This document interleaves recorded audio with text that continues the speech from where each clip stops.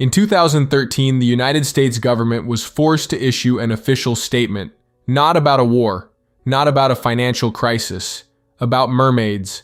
The National Oceanic and Atmospheric Administration, an agency staffed by actual scientists with actual degrees, sat down and wrote a formal response explaining that mermaids do not exist, that there is no evidence, that the ocean, while genuinely full of incredible creatures, does not contain half-human fish people. They published it on their website, permanently. It is still there. The reason they had to do this was Animal Planet, not a tabloid, not a conspiracy forum, a television network, the same television network that was built around Steve Irwin, the same channel that turned wildlife documentaries into must-watch television. Like many sharks, stingrays give birth to live young. The channel that made crocodile conservation feel cooler than most Hollywood action movies. That channel convinced millions of viewers that mermaids were real, not as satire, not as fiction clearly labeled as fiction, as a documentary with scientists and evidence and a government cover-up to explain why nobody had found one yet. The special became the highest-rated program in the network's history. Animal Planet called it, and this is a direct quote, a watershed moment.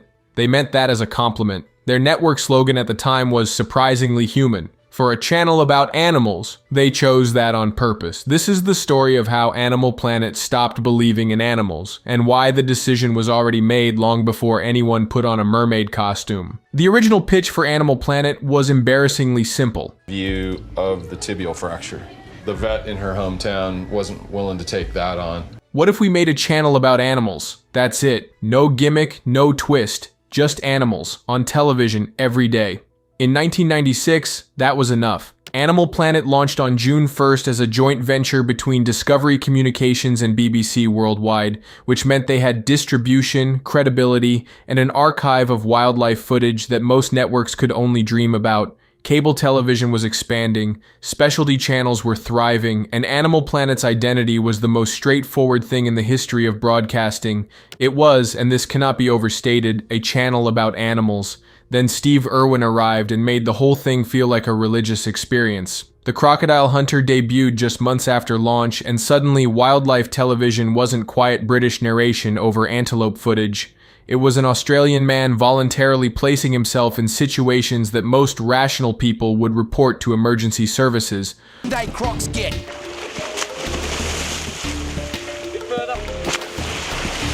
Irwin was fearless, genuinely enthusiastic, and somehow made viewers feel like every animal on Earth was either a potential friend or an extremely exciting threat. Kids loved him. Adults loved him. The animals had no say in the matter. Discovery Communications would later describe Irwin as essential in building Animal Planet into a global brand. Not helpful, not important, essential. One man, one show, one Australian with a khaki shirt and absolutely no sense of self-preservation. Credibility is like oxygen. You don't notice it when it's there. You only notice it when someone starts replacing it with something else. On September 4th, 2006, Steve Irwin was killed by a stingray during a filming expedition on Australia's Great Barrier Reef. He was 44 years old. The memorial special that followed was the highest-rated broadcast in Animal Planet's history up to that point, which should have told executives something important about what their audience actually wanted. Instead, they looked at the ratings gap he left behind and asked themselves a question that should never have been asked out loud inside a building with the words Animal Planet on the door. What if the animals were the problem? In 2007, Animal Planet's primetime ratings dropped 9%, not 90, 9. Most network executives would have called that a disappointing quarter, ordered some coffee, and got back to work. Again, look at the size of him. This croc is massive, loaded with power.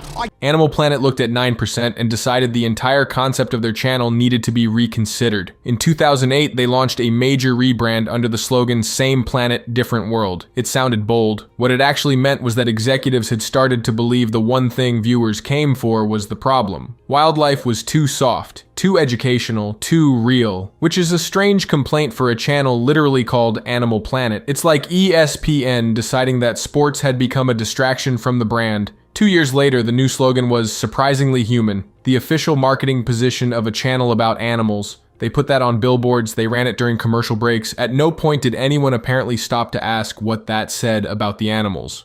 The pivot toward reality television started gradually. Shows like River Monsters still delivered genuine wildlife storytelling. Jeremy Wade was a real biologist. The fish were real. The danger was real. But river monsters was the exception, because while it was pulling audiences through authenticity, the network was quietly running a different experiment on the side. What if authenticity wasn't necessary at all? That experiment produced Finding Bigfoot. Ray is nearly ready to go home. Vet Tech Shelley has just one last task. A show dedicated to locating a giant undiscovered ape in North America, despite the existence of satellites, trail cameras, drones, thermal imaging, and several 100 million people carrying smartphones at all times.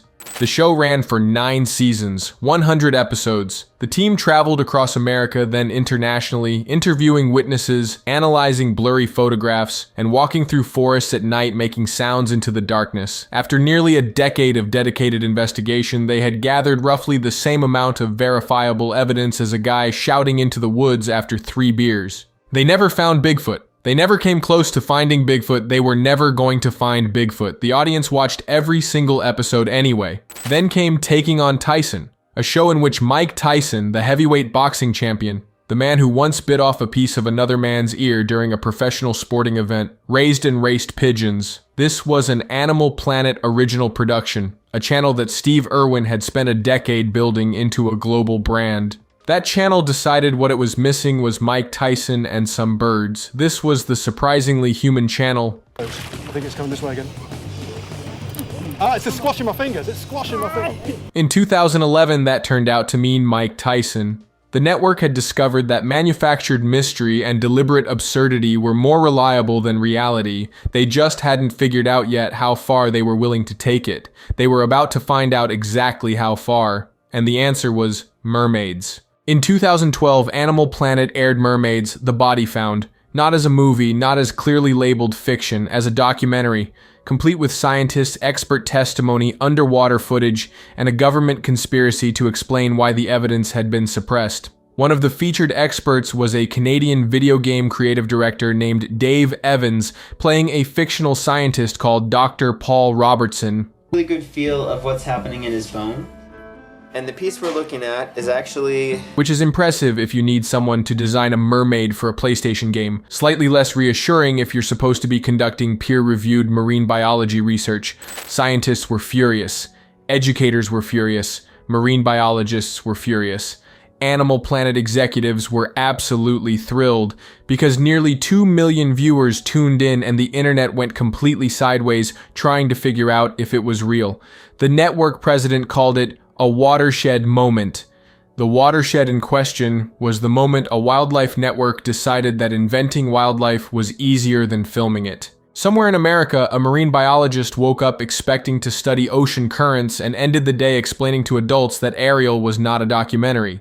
Imagine earning a PhD in marine science, dedicating your career to ocean research, and spending part of your working day responding to mermaid fan mail because a cable network confused its audience about basic biology. That is a sentence that should not exist. Animal Planet made it exist. The lesson should have been that audiences enjoy mystery and spectacle.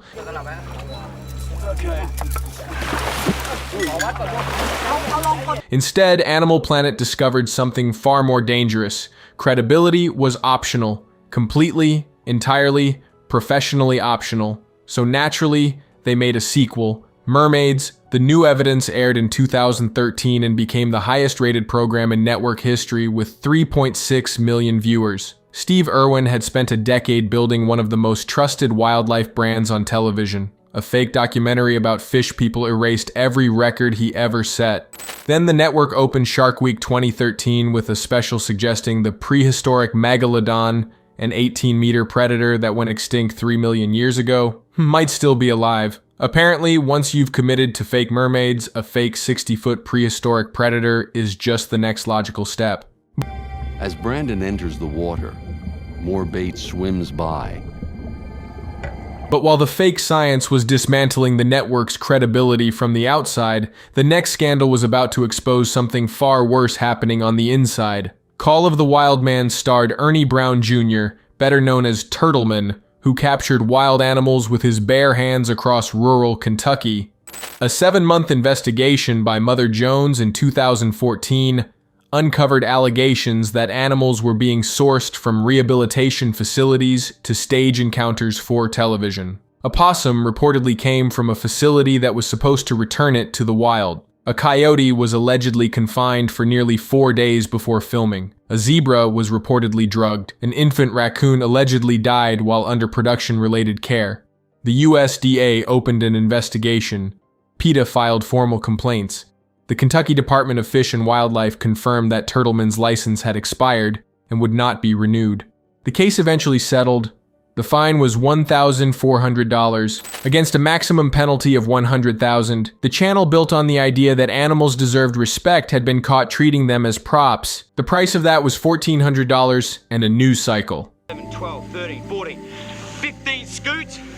He's missing at least 6 inches of his tail. The audience that trusted Animal Planet in 1997 would not have recognized what was on the screen by 2014. But the worst part wasn't what they saw. It was what they had quietly stopped expecting and never noticed was gone. The easy explanation is a few bad decisions: the mermaid documentaries, the Bigfoot obsession, the reality TV pivot. But these weren't random mistakes. They were symptoms of one central problem that plays out the same way at every cable network that goes through this cycle. Authenticity is expensive. Real wildlife documentaries require researchers, camera crews, permits, travel budgets, and an uncomfortable amount of waiting in wilderness locations for an animal to do something worth filming. Sometimes a crew spends 6 months tracking a rare species and ends up with 10 seconds of usable footage. A fake mermaid shows up exactly when the script says she should, and she costs about the same as a 4-day shoot in a swimming pool with a costume budget. Animal Planet was not alone. The History Channel replaced actual historians with men who had suspicious theories about pyramids and alien architects. TLC went from the Learning Channel to the network that gave the world Honey Boo Boo and 90 Day Fiancé.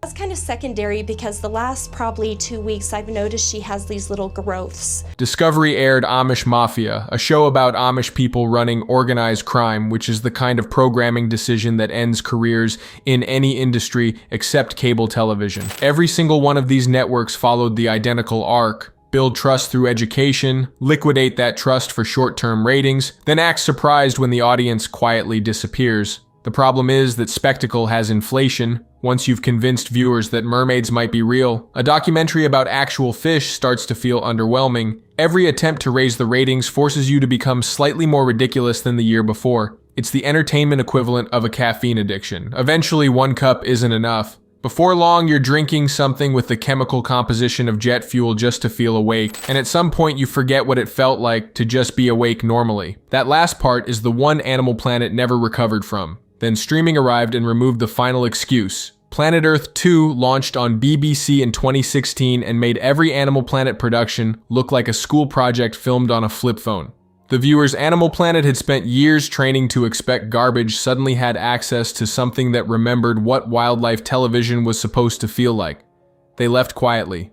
The channel that had 98 million American households at its peak in 2011 was down to 70 million by 2023. Not because cable was dying, because there was no longer a reason to stay.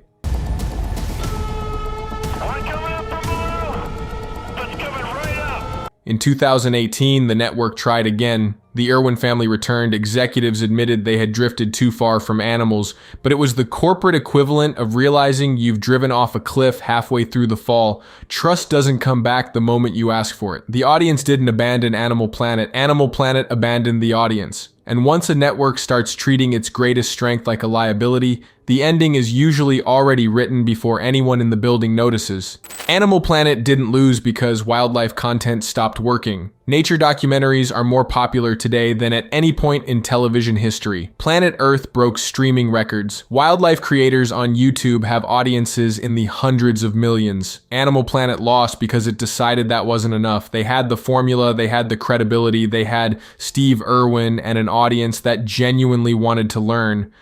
But it seems the fish is calling the shots. Most television networks spend decades trying to build that kind of trust. Animal Planet spent a decade cashing it in. Every mermaid special, every fake expert, every Mike Tyson pigeon race came at the direct expense of the one thing that made the network worth watching. People still love animals. They just don't automatically think of Animal Planet anymore. Not anger, not a boycott, just quiet indifference. Most failed TV channels leave behind bad ratings and canceled contracts. Animal Planet left behind a government document explaining that mermaids aren't real. That's a remarkably specific legacy for a channel that started by just pointing a camera at wildlife. Like, subscribe, and remember, somewhere out there, a marine biologist is still answering mermaid emails. The least you can do is hit the bell icon.